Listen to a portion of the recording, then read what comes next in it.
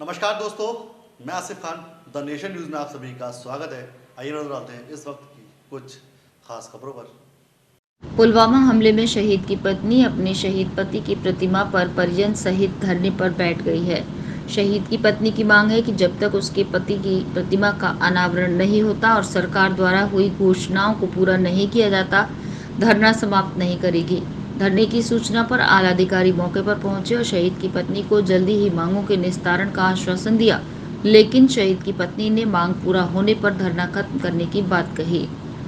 आपको बता दें कि 14 फरवरी 2019 को हुए पुलवामा हमले में ताजगंज के कहरी गांव निवासी कौशल किशोर रावत शहीद हो गए थे। सरकार द्वारा शहीद की शहादत को नमन करते हुए सरकार ने शहीद के स्मारक के लिए जमीन, स्कूल का नाम, शहीद के नामों पर गांव में शहीद के नाम से द्वार बनाने की घोषणा की। वहीं पुलिस और शिक्षकों ने अपना एक दिन का वेतन शहीद को देने को कहा।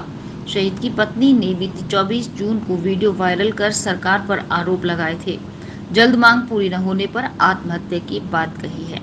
पुलवामा हमले में शहीद की पत्नी की मांग है कि उनके पति की शहादत का मजाक उड़ाया जा रहा है। शिक्षकों का एक दिन का वेतन करीब 65 लाख रुपए मुख्यमंत्री राहत कोष में जमा है, जो 2.5 साल बीत जाने के बाद भी उन्हें नहीं मिला। वो पैसा या तो शिक्षकों को वापस किया जाए या फिर उन्हें दिया जाए।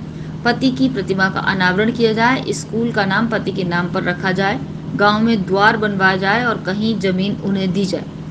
शहीद कौशल कुमार रावत की पत्नी ममता रावत का कहना है कि पति की शहादत के बाद तमाम वादे हुए और फिर आचार संहिता लग गई। तब से हम प्रयास कर रहे हैं। एडीएम सिटी ने फोन पर पूछा कि कब अनावरण करवाएंगी, पर फिर कोई जवाब नहीं आया। आज डिप्टी सीएम दिनेश शर्मा आगरा में हैं। उनके पास तमाम काम है, पर शहीद के घर आने का समय उनके पास नहीं। शिक्षकों का एक दिन का वेतन उन्हें न देना शहीद की शहादत का मजाक है, क्योंकि शिक्षकों के हिसाब से तो उन्होंने परिवार की मदद कर दी, पर मदद नहीं मिली। वीडियो वायरल कर मांग करने की बात भी किसी ने सुध नहीं ली, तो अब मजबूरन धरने पर बैठी हूँ। मांग पूरी न होने तक बैठी रहूंगी। द नेशन न्यूज के लिए आगरा से रंजीत चंचल की रिपोर्ट। उनकी 6-7 मांग हैं। उन्होंने जैसे मुख्य रूप से ये कहा कि शिक्षा विभाग से कुछ पैसा कलेक्ट हुआ था, जो शासन चला गया था, वो उनको मिल जाए, उनको प्राप्त हो जाए। एक ये मांग की गई कि वाटर कनेक्शन और इलेक्ट्रिसिटी का कनेक्शन फ्री हो जाए।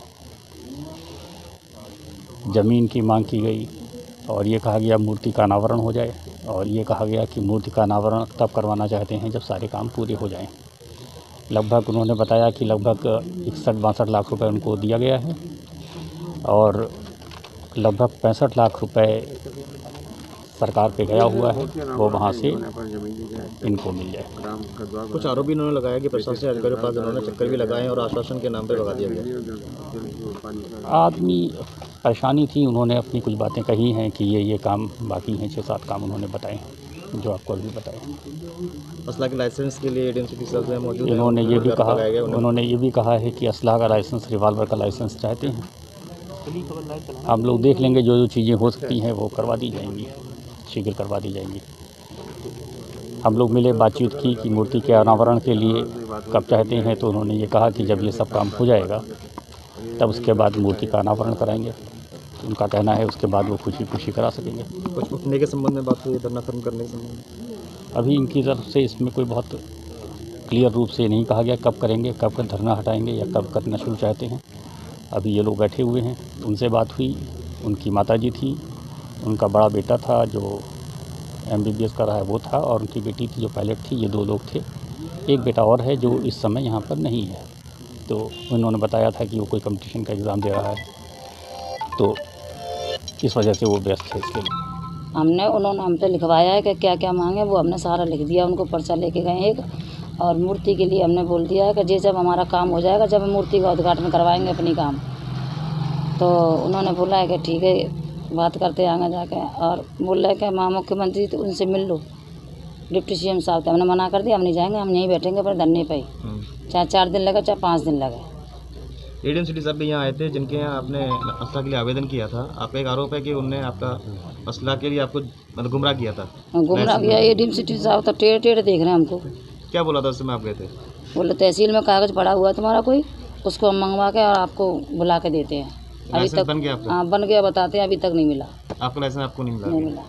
अब कब तक आप मतलब ये यहाँ बैठेंगे, धरने पे बैठेंगे? धरने पे बैठी हूँ और लाइसेंस भी बहुत ज़रूरी है, बच्चे बाहर पढ़ते हैं, कभी कोई घटना घटेगी तो मैं क्या करूँगी अकेली। अभी कोई संतोषजनक कोई जवाब नहीं मिला आपको इनसे? कोई जवाब नहीं मिला है। केवल आपकी मांगे लिख कर लेके गए? मांगे लिख के ले गए और यहीं बैठूँगी मैं बिल्कुल। जी, हमारे परिवार के लिए जब मेरे पिताजी शहीद हुए थे बहुत सारी अनाउंसमेंट की गई थी कि ज़मीन मिलेगी, मूर्ति जैसे कि आप देख सकते हैं बिना अनावरण के ही खड़ी है। काफ़ी टाइम हो गया इस चीज़ों को भी। डिप्टी सीएम ने अनाउंस किया था कि वो आएंगे, नवीन जैन के थ्रू हमारी बात भी हुई थी उनसे। उसके साथ साथ हमें ज़मीन भी नहीं दी गई है जो बाकी शहीद परिवारों को मिल गई है। बेसिक शिक्षा विभाग का पैसा कटा था वो भी हमें नहीं दिया गया है। स्कूल का नाम भी नहीं किया गया है, द्वार भी नहीं बनवाया गया। बहुत सारे ऐसे काम हैं जो हमारे नहीं हुए हैं अभी तक भी।